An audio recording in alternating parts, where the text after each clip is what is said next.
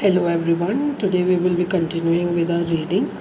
So हम period queen's पढ़ रहे हैं बाय लूसी पेच और हम फर्स्ट चैप्टर में अभी एंटर किए हैं जिसका फर्स्ट सबसेक्शन हम लोगों ने कल रीड कर चुका है. आज today will be going through another section of this book in this chapter of this chapter. So इस सेक्शन का नाम है हाउ अदर कल्चर्स गर्ल्स. तो यहाँ पे जो लूसी पेच है कुछ कल्चर्स में कैसे फर्स्ट पीरियड को सेलिब्रेट किया जाता है या उसको देखा जाता है उसके बारे में बात करेंगे. Because earlier she was talking about her own experience but now she will be talking about first period happening in another culture. तो वो ये बताती हैं एंड एज अ इंडियन मुझे ये मेरे लिए इतना अनफेमिलियर नहीं है जानना. बहुत सारे कल्चर्स में जो मेनार्क होता है, मेनार्क और फर्स्ट पीरियड जिसको हम कहते हैं, इसका इनिशिएशन जो है सेलिब्रेट किया जाता है.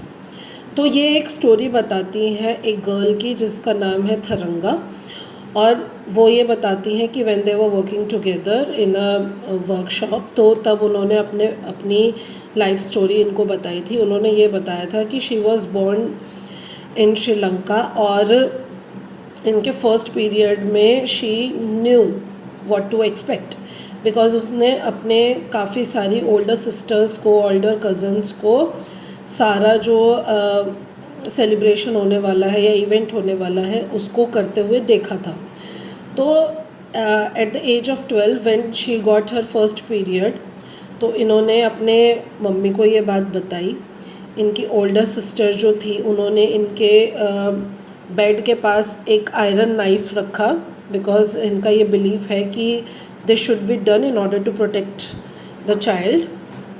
Then she was given new clothes and और उनका ये जो पूरा इवेंट था इसको इस तरीके से मनाया जा रहा था जैसे it was a little wedding for her. Along with the iron knife उनके बेड के पास एक कोकोनट फ्लावर एक क्ले पॉट में इसलिए भी रखा गया था because to symbolise that she was now ready to be a mother and also she was never alone. So as coconut flower was indicating the symbol of that she is not going to be alone. Similar thing happened with her in that time also because when she was going through her first period she was never alone. जो रिश्तेदार थे, जो visitors थे, they used to come to her and brought food for her while she was resting and dreaming for 7 days. बाहर उसके घर के बाहर एक पूरी पार्टी प्लान की जा रही थी. तो आफ्टर 7 days जब उसकी ब्लीडिंग ख़त्म हो जाती है she was taken in to the garden for the ceremony and जितने भी इम्पॉर्टेंट वुमेन थे उसकी लाइफ में वो सारी वहाँ पे प्रेजेंट थी. दे helped her bathing, helped her in bathing, washing her hands, washing her hairs for the first time since her bleeding began. और उसकी सारी जो आंटीज़ थी they gathered around the jackfruit tree. इसका भी एक सिंबल है उनके कल्चर में, जैसे जैक फ्रूट ट्री को इस तरीके से कट किया जा रहा था जिससे कि उसका जो नेचुरल मिल्क है वो फ्लो करने लगे. And it was also a symbol that Tharanga would one day also be able to make milk. And I think it's a very beautiful thing to telling a kid what's coming for her in the future. और पूरे जो traditions है उसके around ही बनाए गए हैं. I also remember one time when I was studying in Chennai, my father was posted there. तो उस टाइम पे I got to know about these traditions from my South Indian friends, classmates. तो at that time when I joined, I was in Chennai. I was in 6th standard. तो तब मुझे पता चला they have all this tradition around the first monarch. And frankly speaking, I did not appreciate it because मुझे ऐसा लगा था कि it is something to hide about. Why they are celebrating it? इसका मतलब ये है कि तुम पूरी दुनिया को ये बता रहे हो that I am ready or I am a woman now.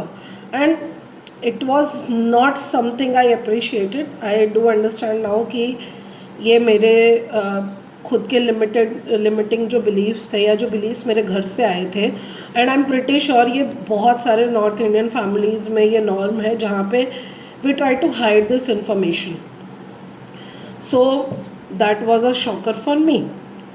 Continuing, before letting her join the party, जो भी उसके घर के बाहर हो रही थी, एक बड़ा सा कोकोनट और एक बड़ा सा नाइफ उसके रूम के एंट्रेंस के सामने रखा गया, क्योंकि as she bled for 7 days now it was time to check her strength. और स्ट्रेंथ किससे पता चलेगा? The way she will be able to cut that coconut. तो उसने वो अपना जो स्ट्रेंथ था उसको एक्सरसाइज किया and she drank the water. Then really the actual party began. तो उस टाइम उसके रिलेटिव्स, उसके जो नेबर्स थे, विलेजर्स थे, they came to celebrate her. And next day when she went to the school, she was proud of her self and she also shared the left over sweets from her party with her friends. तो we can actually see that ये पूरा जो ceremony हो रहा है, पूरा जो event हो रहा है, इसमें बहुत सारी थीम्स हैं. इसमें टाइम अलोन टाइम भी है, टाइम विद एल्डरली वुमेन भी है, टेस्ट ऑफ स्ट्रेंथ भी है, और also endurance followed by great celebration, feasting and dancing. तो देख सकते हैं कि एक इवेंट कितनी सारी चीज़ों को सिम्बलाइज कर रहा है. According to her, sadly these practices of passing these rituals to upcoming generations suffered due to colonization. तो इस पूरे ट्रेडिशन के ऊपर, a tradition, menstrual tradition among Native Americans, एक राइटर है, वो अपनी किताब we are dancing for you, उसमें ये लिखती हैं कि it is impossible to deny the influence of western menstrual taboo on modern indigenous cultures and societies. अगर इसका मीनिंग हम बहुत ही सिंपलिस्टिक वे में देखें तो इसका मतलब यही है कि वेस्टर्न इन्फ्लुएंस ने हमारे बहुत सारे जो कल्चर है, बहुत सारे इंडिजीनियस कल्चर है, उसको इम्पैक्ट किया है. जितना मैं समझ पाती हूँ, जैसे इंफॉर्मेशन ट्रैवल करती है इन इंडिया ऑल्सो, बहुत ज़्यादा जो कॉलोनाइजेशन का इम्पैक्ट रहा है वो नॉर्दर्न इंडिया में रहा है. जितने भी इन्वेडर्स रहे हैं वो नॉर्दर्न इंडिया में ज़्यादा रहे हैं. तो वो जो कल्चरल शिफ्ट्स है वो आपको नॉर्दर्न इंडिया में ज़्यादा देखने को मिलेंगे rather than the southern India. तो इसीलिए भी हम बोलते हैं साउदर्न इंडिया में people are very rooted in their culture, because वहाँ पे कोई उन्हें अडल्ट्रेशन जैसा मौका मिला नहीं बाय द इन्वेडर्स. कंटिन्यूइंग, ये जो राइटर है, writer of the book we are dancing for you, इनका जो लास्ट नेम है बॉल्डी, तो हम उसी नाम से इनके बारे में बात करेंगे. तो ये बात करती हैं कि बहुत सारे मेंस्ट्रुअल मिथ्स इसीलिए भी हैं आज के टाइम में बिकॉज उनको इस तरीके से हमें बताया गया है which suits white culture above indigenous cultures. तो जैसे वो एक एग्जांपल देती हैं, जैसे नेटिव अमेरिकन जो कम्युनिटी है उसमें एक ट्रेडिशन है कि girls experiencing their first period are forbidden to touch food. जो फर्स्ट टाइम पीरियड एक्सपीरियंस कर रही है they can not touch food, which sounds like a deprivation if you don't understand the reason why. And जब हम why जानते हैं कि why it's happening और why it's suppose to happen, the reason is very beautiful.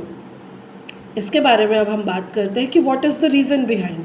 As I read it filled my heart with joy. इसका main reason जो है वो ये है कि girls are not suppose to touch the food during the ceremony because जो mothers है they are suppose to feed their kid. और ये जो पूरे कुछ जो दिन होते हैं, ब्लीडिंग डेज होते हैं, it has to serve as a bridge between a small girl and when she turns into a woman. तो यहाँ पर एक मदर का सेंटिमेंट ये आ रहा है कि मेरी बेटी अब बड़ी हो रही है और शायद मैं फ्यूचर में जाके कभी उसको अपने हाथों से खाना नहीं खिला पाऊँगी.